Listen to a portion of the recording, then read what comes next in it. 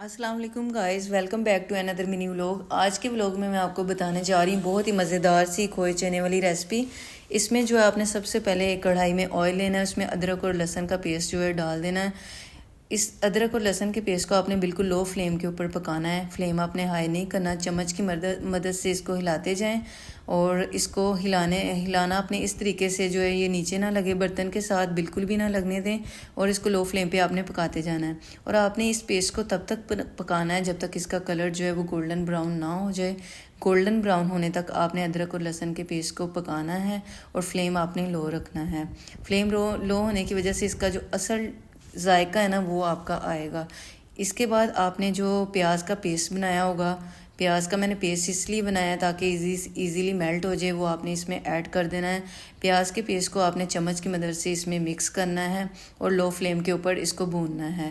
پیاز کے پانی کو ہم نے فل ڈرائی کرنا ہے۔ جتنا آپ پیاز کا پانی کو ڈرائی کریں گے اتنا ہی آپ کا جو مسالہ ہے وہ اچھا بنے گا، گریوی آپ کی اچھی بنے گی، اور چنے جو ہے وہ بھی آپ کے ماشاءاللہ سے اتنے ہی اچھے بنیں گے۔ پیاز کے پانی کو فل ڈرائی کرنا ہے اور اس کو لو فلیم کے اوپر آپ نے بھوننا ہے، اور تب تک بھوننا ہے جب تک اس کا فل پانی ڈرائی نہ ہو جائے۔ اس کے بعد جو ہے ہم نے یہاں پہ ٹماٹر اور ہری مرچ کا پیسٹ جو بنایا ہوگا اس کو ہم نے اس میں ایڈ کرنا ہے، اور فلیم ہم نے جو ہے میڈیم کر دینی ہے۔ اس کے پانی کو بھی فل ڈرائی کرنا ہے، اور تب تک ہم نے اس کو بھوننا جب تک اس کا پانی جو فل ڈرائی نہ ہو جائے۔ یہاں پہ میں نے کچھ مسالے لیے ہیں جس میں نمک ہے، ہلدی ہے، ریڈ مرچ ہے اور دادر مرچ ہے۔ اس کو ہم نے اس میں ایڈ کرنا ہے اور مزید بھوننا ہے، ٹھیک ہے۔ آپ نے چمچ کی مدد سے اس کو مسلسل ہلاتے جانا ہے، اور مسالے کو بالکل بھی نیچے نہیں لگنے دینا۔ مسالے کا جتنا اچھے طریقے سے آپ بنائی کریں گے اس کا ذائقہ بھی اور مزید اچھا ہوگا۔ یہاں پہ ہم نے اس کو بھونتے رہنا ہے جب تک اس کی جو ہے گریوی اوپر نہ آ جائے، اس کی اوپر آئل اوپر نہ آ جائے۔ اس کے بعد ہم نے جو چنے بوائل کیے تھے ان کو فل ہم نے بوائل کرنا ہے، اور ہم نے اس میں ایڈ کر دینے ہیں چنے۔ ہم نے جب اس میں ایڈ کرنے ہیں تو ہم نے اچھے طریقے سے چنوں کو بھی بھون لینا ہے۔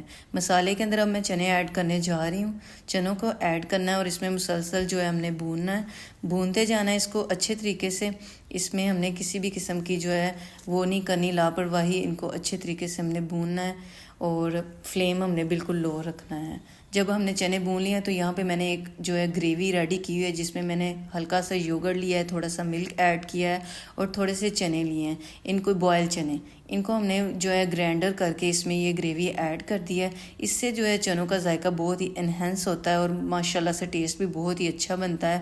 آپ دیکھ سکتے ہیں ماشاءاللہ چنوں کی لک چیک کر سکتے ہیں کتنے خوبصورت لگ رہے ہیں، اور ان کی گریوی بھی آپ چیک کر سکتے ہیں۔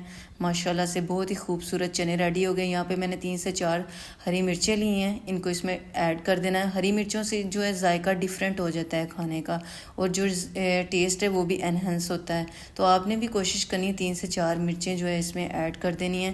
جب آپ نے دیکھنا ہے کہ اوپر آئل آنا سٹارٹ ہو گیا، آپ نے اس میں گرم مسالہ ایڈ کر دینا ہے۔ اس میں نے زیرہ اور کالی مرچ لی ہے، اور میں نے کوئی مسالہ ایڈ نہیں کیا، اس کو میں نے گرینڈ کر کے اس میں ڈال لیا ہے، اور اس کو 2 سے 3 منٹ کے لیے مزید جو ہے نا ہم نے مکس کرنا ہے، اچھے طریقے سے اس میں مکس کرنا ہے۔ مکس کرنے کے بعد یہاں پہ میں نے جو ہے دھنیا اس کو کٹ کر کے رکھا ہوا ہے، اور فائنل جو ہے اس کا سٹیپ وہ یہی ہے کہ میں اس میں دھنیا جو ایڈ کرنے جا رہی ہوں۔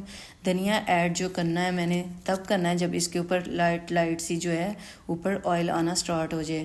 آپ دیکھ سکتے ہیں ماشاءاللہ سے کتنے خوبصورت چنے ہمارے ریڈی ہو چکے ہیں، ان کی فائنل لک آپ چیک کر سکتے ہیں۔